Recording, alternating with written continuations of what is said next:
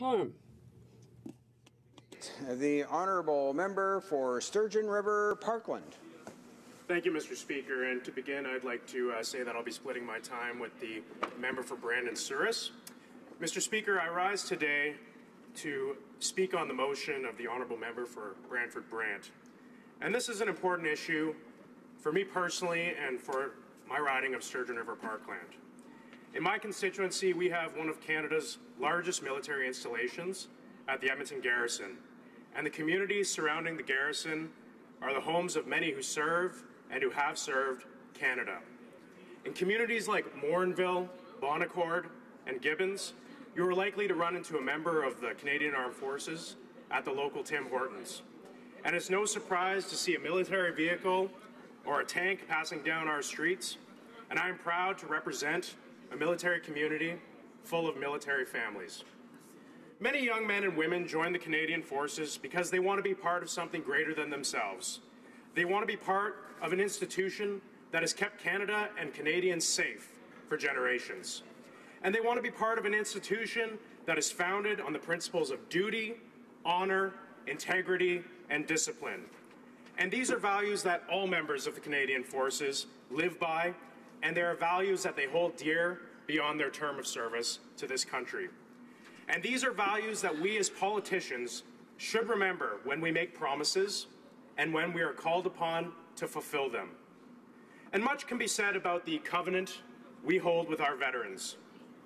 It began in the Great War, when tens of thousands of Canadians died in the trenches of Belgium and France, and confronted with the prospect of declining manpower in a war where the fate of many great and ancient nations was held in the balance, Canada faced a crisis, and the government of Sir Robert Borden made a difficult choice to introduce conscription, a necessary move that threatened to split our country in two.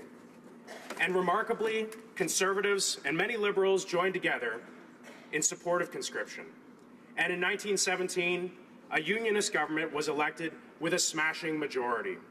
And this election was a pivotal moment because it affirmed that the government would take any action necessary to fulfill a covenant made to our men and women in uniform, that in war and in peace, the government would always have their back.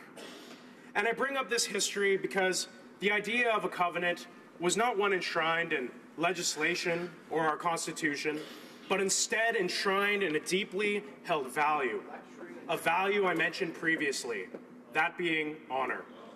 And it was so unthinkable of our leaders that they would betray our veterans that they didn't see the necessity to enshrine that covenant in our laws. To a member of the Canadian Forces, honor is the highest value. And I remember while training once, a master corporal told me that if I lawfully ordered him to take an enemy position, even though that order could lead to his certain death, that he would carry out that order. And that is what honor and duty mean. And that responsibility weighs on me tremendously, because as legislators, we have the political authority to order our men and women in uniform to go to war, and in some cases to their most certain deaths. And that is why I'm disappointed with this Liberal government.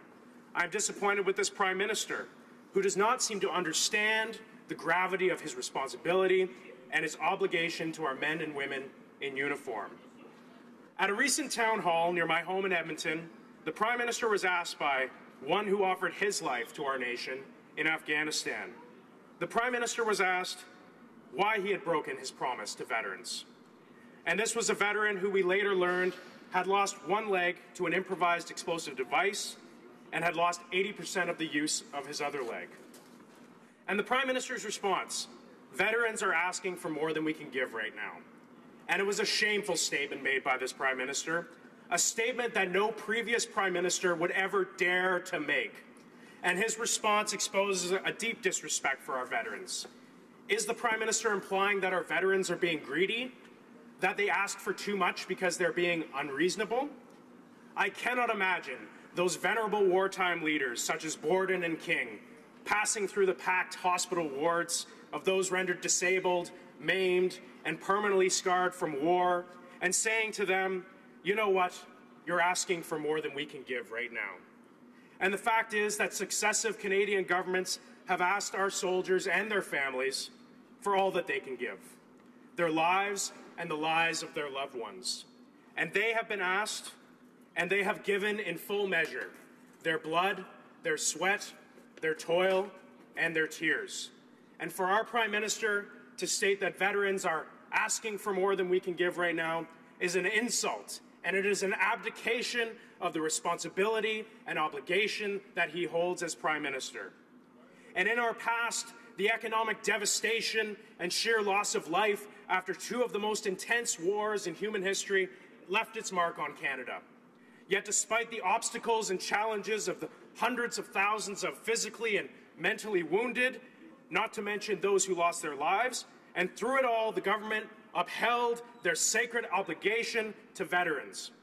Not a bond maintained by legislation, but a bond maintained by honor and respect.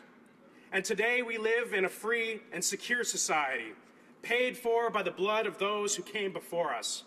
There are wars, to be sure, but nothing on the scale of those fought in days past. And with this age of relative peace, prosperity, and freedom, we have a dividend, an economic dividend afforded to us by those who gave their lives. Billions not spent on arms have been beaten into plowshares, and the standing armies of millions of men in ages past have given way to small professional armies that require a fraction of the resources to maintain. And the fact is, we must uphold our obligation to Canada's veterans because we owe them for all we have. And when this Liberal government runs tens of billions of dollars in deficits, it does so because it has the choice to do so. In the tempestuous past, our ancestors had no choice when they went into deficit because their only choices were victory or death. And the peace paid for by those who serve allows us the prosperity and the flexibility to spend on making a better world and a better Canada. And we have billions to spend on the Prime Minister and the Liberal Party's pet projects, but yet they choose not to fulfill this sacred covenant to our veterans.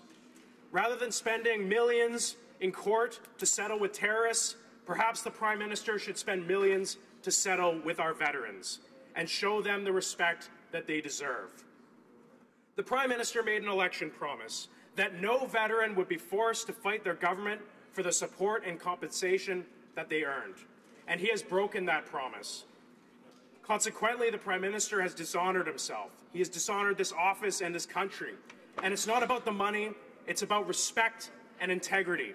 And when the Prime Minister stood in Belleville and he wrapped himself in the flag and made a promise to those veterans placed their trust and faith in him that he would keep those promises, and he broke that faith. And that is why I'm supporting this motion.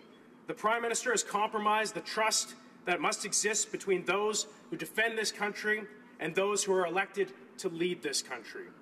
And the Royal Canadian Legion has since called his response at that town hall extremely insensitive. And the Prime Minister must do the right thing and apologize to veterans for the disrespect and lack of integrity that he showed them. I'm reminded of that poem read every Remembrance Day. If ye break faith with those who die, we shall not sleep, though poppies grow. And it is not enough for the Prime Minister to stand every November 11th to recite this creed of our nation. It must be followed with action and integrity. I stand here today to hold this Prime Minister to account and demand that he uphold this sacred covenant with those who offered to give the ultimate sacrifice. Thank you, Mr. Speaker. Excellent.